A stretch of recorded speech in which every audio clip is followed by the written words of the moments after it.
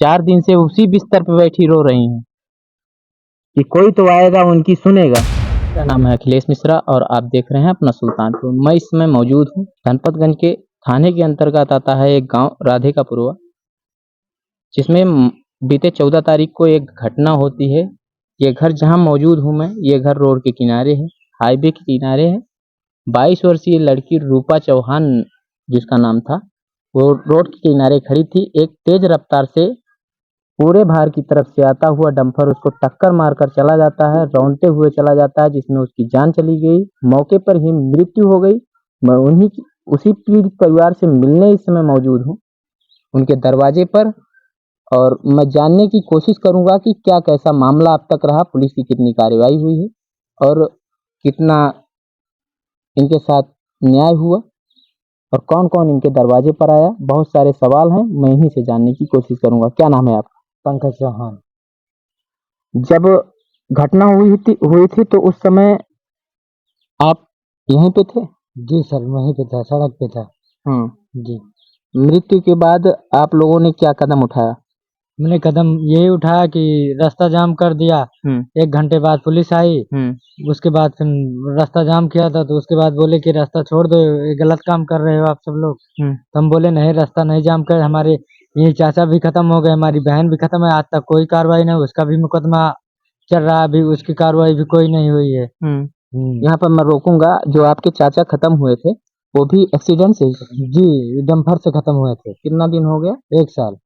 1 साल पहले आपके चाचा खत्म हुए और 1 साल के बाद आपकी बहन। जी। ये भी नहीं कहा जा सकता कि ये दुर्घटना है, ये दुर्घटना नहीं है साहब,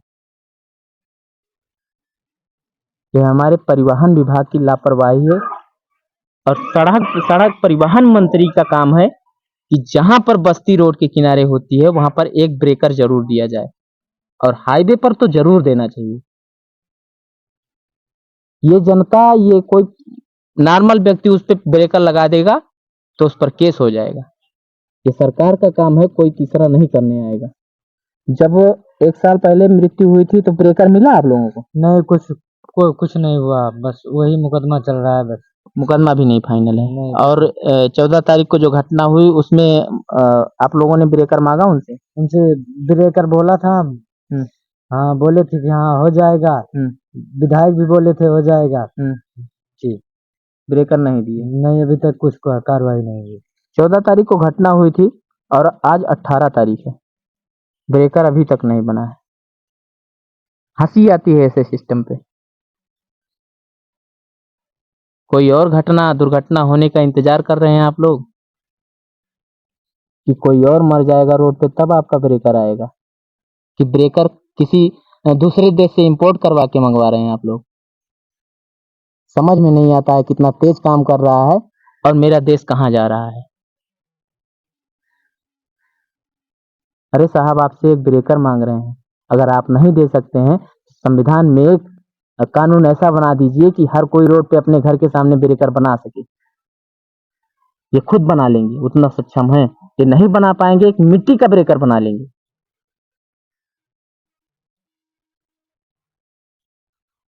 अगर ये ब्रेकर बना देते हैं तो उसका सिग्नल नहीं दे सकते हैं, और उस सिग्नल के वजह से किसी की मृत्यु हो जाती है तो इनके ऊपर मुकदमा दर्ज हो जाएगा, तुरंत मुकदमा दर्ज हो जाएगा। आप कौन कौन आया था आपके दरवाजे पे? कोई नेता मंत्री कोई? हमारे विधायक जी आए थे, उनका नाम है ताहिर खान। ताहिर खान। हाँ, वो आए थे, बस दिलासा दे के चले गए। हाँ, उसके बाद कोई नहीं आया। सोनू सिंह, मोनू सिंह आए थे, बस घर पे कोई नहीं था, वो भी चले गए। कोई नहीं आया, सिर्फ विधायक जी आए। बहुत बहुत धन्यवाद आपका विधायक जी, जो आप पीड़ित परिवार से मिलने आए। आपने सांत्वना दी है, कम से कम उसका पालन करिए। उसको सोचिए कि आपने कुछ कहा है इनसे, कुछ वादा किया है एक ब्रेकर देने का रोड पे।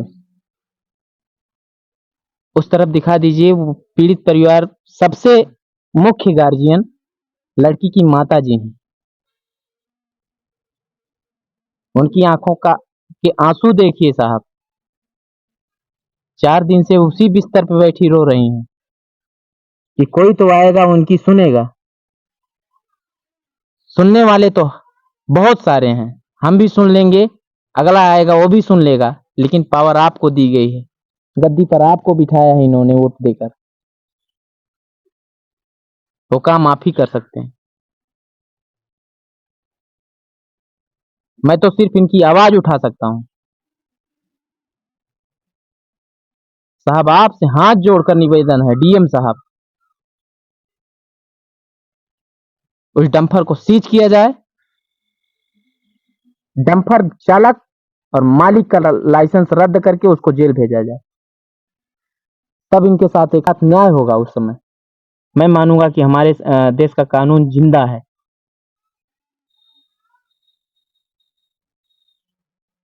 4 दिन हो गया इनको तहरीर दिए, मुकदमा दर्ज हुआ है, लेकिन आगे कुछ नहीं। कहां है सिस्टम, कहां है ब्रेकर, कहां है नेता, कहां है मंत्री, कहां है ग्राम प्रधान, कहां है जिला पंचायत सदस्य, कहां है जिला अध्यक्ष जी। मात्र एक विधायक का काम था दरवाजे पे आने का। आपको प्रधान बनाया था, आप भी आ सकते थे। आपको जिला पंचायत सदस्य बनाया था इन्होंने चुनकर, आप भी आ सकते थे। आपको सांसद बनाया था, आप भी आ सकते थे। नहीं आएंगे आप कहीं बिजी होंगे किसी पार्टी में, कहीं फीता काट रहे होंगे। फीता काटने के लिए आपको कुर्सी पे नहीं बैठाया गया था। उस माँ का चेहरा देखिए। आपके पास भी एक माँ होगी जिसने आपको दुनिया में लाया और उस काबिल बनाया कि आप इस पद पर हैं।